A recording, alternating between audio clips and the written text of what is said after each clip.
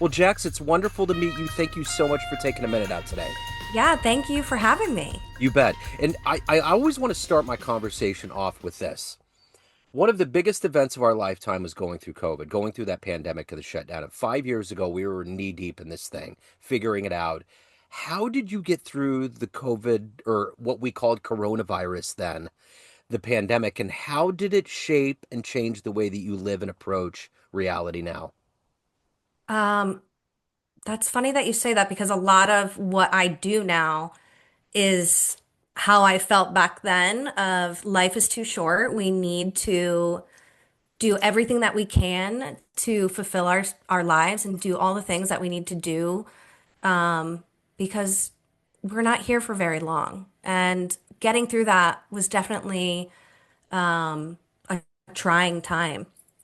But I found ways to make it through. I think leaning on your people and finding, staying curious and finding new ways to entertain yourself and to help others. Yeah, that was definitely like an awakening that I had for sure. I think it was a real existential fork in the road for a lot of us. And I sometimes feel like we're in a novel where the rapture happened and we're the ones that were left behind. We got to Yes. figure out if we don't want these people in our lives or these situations, we don't have a lot of time to ninny nanny around and explain our way out of it or in it. We just need to be around strength and vibrancy and color and things that make us feel like we're alive, Yes, absolutely. you Yes, know?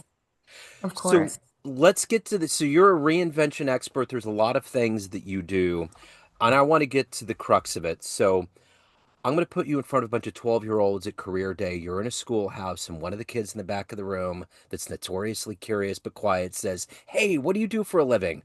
What's your answer? Yeah. So I help women rediscover themselves and find ways to get back in touch with who they really are at their core so that they can live fulfilling, magical, unapologetic lives. So they don't have to feel the pressures of society. They can tap into their authenticity without shame or guilt and live alive and fulfilled. I was interviewing someone yesterday that does kind of the same thing for women in midlife, and it's like I think it's especially for women, you get lost in this fog of sacrificing everything because you're Mhm. the one that has to do the family stuff, do all of the things, take care of all of the things. Yeah.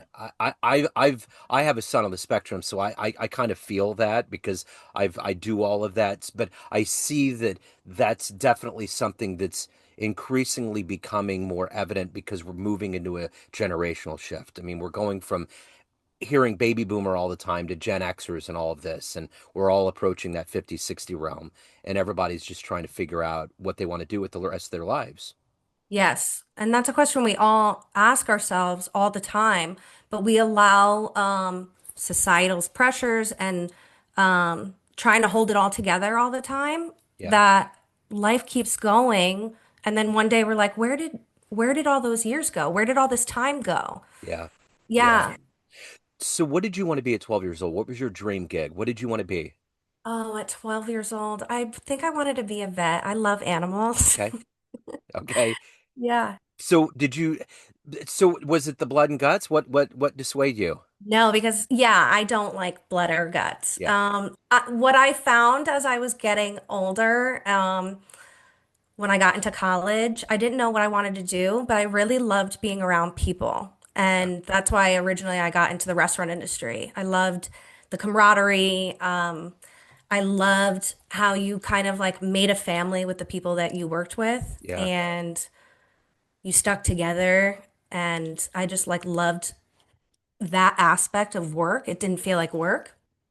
So that's how I got into restaurant industry. I think everybody needs to do that once. Like, in other Oh yeah. countries, like in Israel and Switzerland and Europe, you have to do the military for a little while. I Mhm. think there's things that human beings need to do to understand how it works. Because I did that for a little bit when I was in college, and I loved it. I mean, it was like because it's all on you. If you're good, you're going to get tips. You're going to get all of the honey and the accoutrements that go along with it. But if you're not, Yes. there's hell to I pay. used to say that. I used to say it should be a law that everyone needs to be in the restaurant industry before Totally. they do anything else. Yeah. And Yeah. then I talk to people that have owned restaurants and I'm like, what's the matter with because that's a really I mean, you talk about the marionette strings that are going in to an operation like that and the ups and downs and people just assume you're making all this money, but a lot of them break even or you know what I'm Hmm. saying? It's just Yeah, oh, it's yeah. brutal. Yeah, it's a high pressure, fast paced environment. You have to think on your feet. There's a lot of problem solving within 60 seconds. Yep. So you're constantly going, and it's a very easy place to run on autopilot and let time pass. Yeah. Yeah.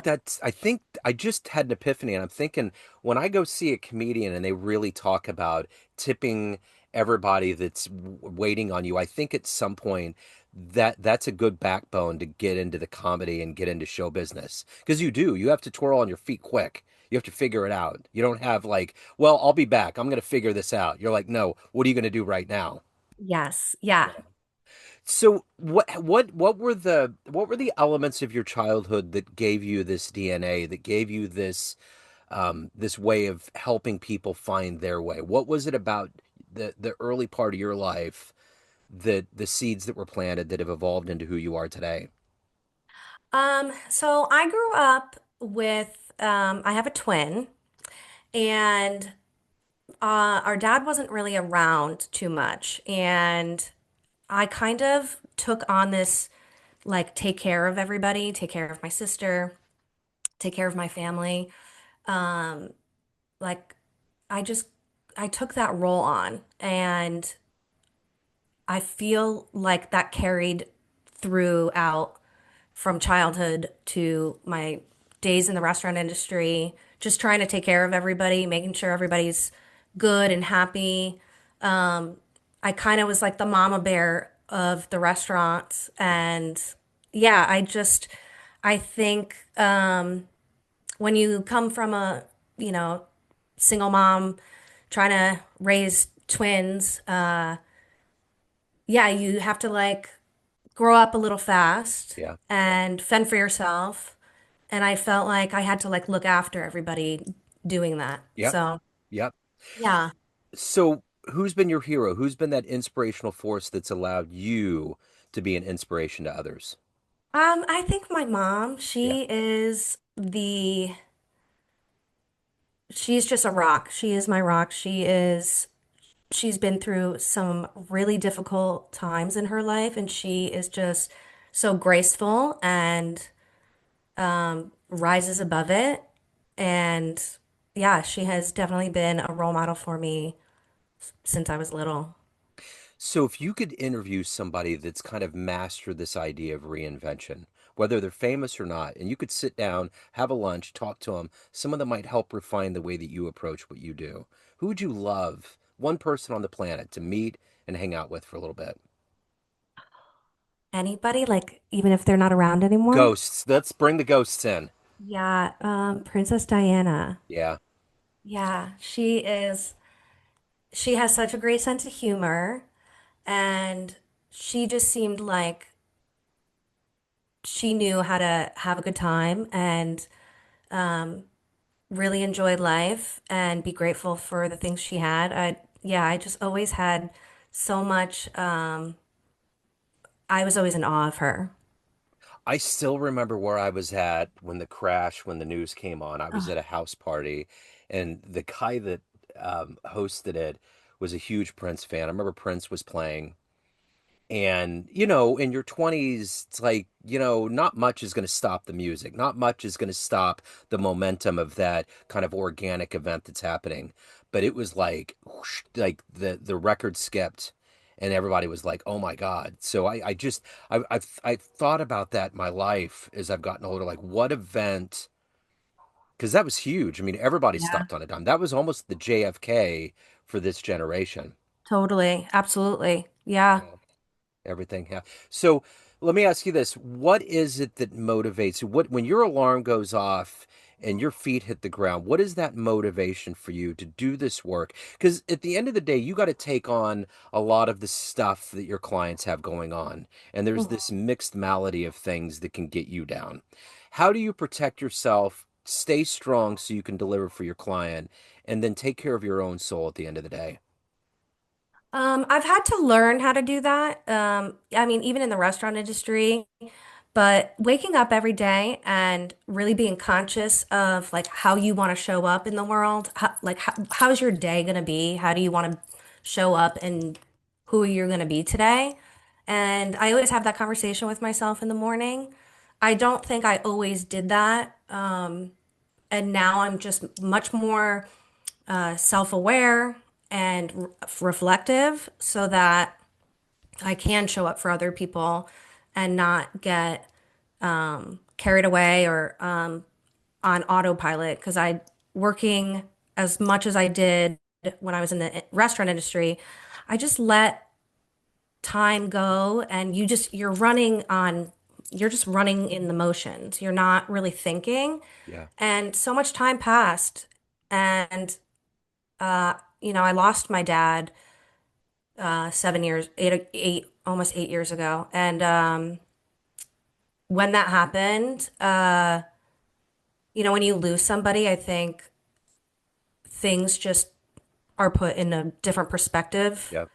And you realize like time is short and you have to show up every day because tomorrow might not be here. Well, when you lose a parent too, it's a seismic shift. I mean, it takes everything and just throws it, like the continents are splitting. I mean, it's a big Totally. deal. Yeah.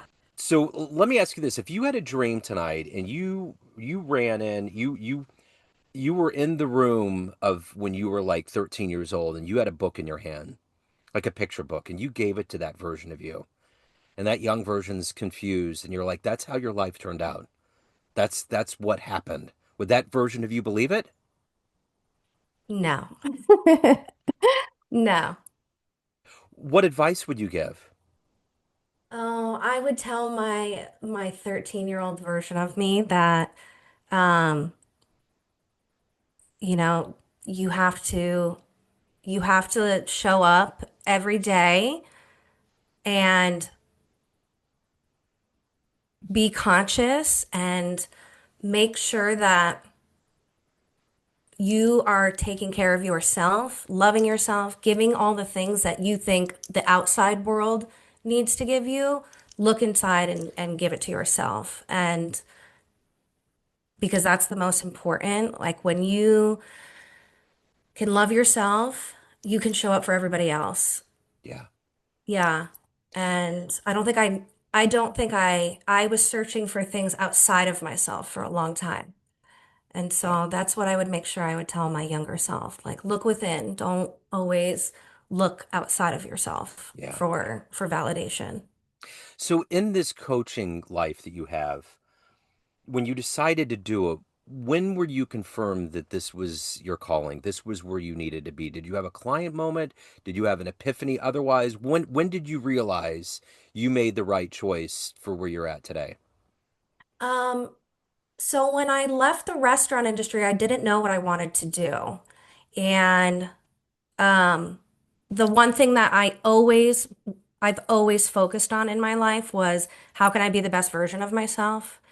And that has carried with me over the years. And having the frustration when I was in the industry and feeling stuck and being in this position where I felt like I couldn't, I had no control over the life I was building and not being able to make any moves, I hated that feeling of feeling stuck. And so when I left the industry and realized you can create anything that you want out of your life, like what is the worst thing that can happen? I think especially women, we have all this pressure to perform and to be like society's pressures of how we're supposed to show up, how we're supposed to be. And I hated that feeling of feeling stuck. And so when I started to like go on a healing journey and really learn about myself, I was like, I don't ever want another woman to feel this way. This is Yeah. like the worst feeling in the world. So that's when I decided that I really wanted to help other women. I have that, motherly, let's help everybody and take care of everybody. I had that already in the restaurant industry. Like there was a lot of young women that I taught how to bartend, and but now I wanted to do it in a deeper, more meaningful way. And so this was like the when I was in that healing journey with myself, this was like a light bulb moment that I wanted to help other women do the same.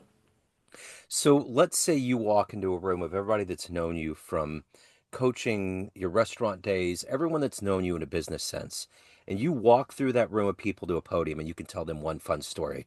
Maybe a friendship you forged over those years, a big, huge tip, an unexpected gift, unexpected person that came in, just a moment, jumping out of an airplane, outrunning a crocodile, like some kind of fun story that you could tell that room of people to really put your speaking chops on display. What would you tell that room?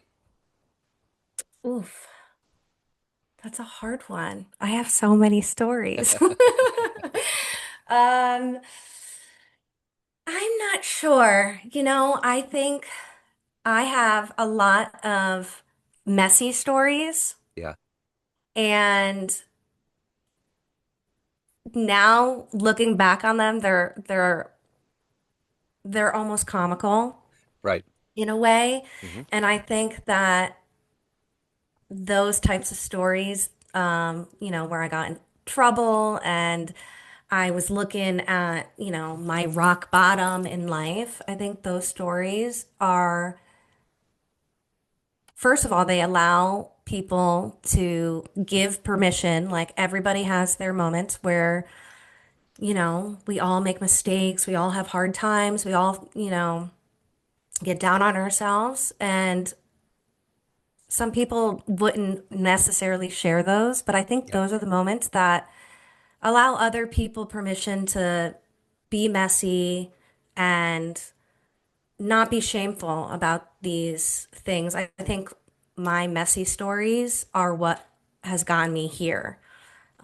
So, getting in trouble with the law and losing my license. And I think I would tell that story yeah, because I don't want anyone to feel shameful. And I want people to know that you can make changes. yeah. Things can change. You can get back on your feet. You fall down, you get back right up. And I think that's like the message that I want not just women, everybody to know that you can change. Things can, as long as you have like the resiliency and grit and tenacity to want to get back up, you can do that. And that was the gold of daytime TV in the 90s. All the talk shows, that's all they had. That was it. And Yeah. it's wild, but yeah, that and definitely in podcasting too. There's a lot of those stories. There's really good podcasts where people look back and think, a things that went on years, decades ago are like trivial. Like how did that hang me up? Or you embrace it, the tragedies you wouldn't have then because it changed and shaped the way that you are today. Exactly. Exactly. Yeah, So, I let those stories get me down for a long time. sure, And uh yeah, I wear them with pride because they have shaped me into who I am now. show off the scars, right? Yeah. So, at the end of the day, of everything that you've done and evolved to at this point in your life, what are you the proudest of? I think I'm proudest of like being able to get back up. Yeah. Yeah, I had some like trying times, and I could have gone down a different path and not turned out this way. But I never gave up. I didn't like allow those trying times to define me. And yeah, I think I'm most proud of being able to, stay resilient and get back up.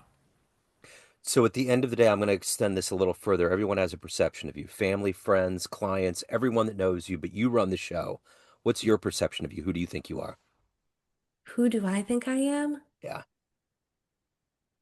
Um, I like to think that I am a bold, messy, unapologetic, magical person sprinkling like love and joy towards everybody. And yeah, and showing that like freedom. I am the definition of what freedom is. So I got to know as a speaker, what's the best speech you've ever witnessed in your life? The best speech? Oh, you know, I don't know if I've been to many speeches. I do know that when I saw Barack Obama when I was in college, when he was running for president, I thought like that guy really knows how to make a speech. He does. I saw Yeah. him at Kansas City. My son was 3 at the time, and I just remember he was kind of on this hill that we have a Liberty Memorial here, and it really booms over downtown.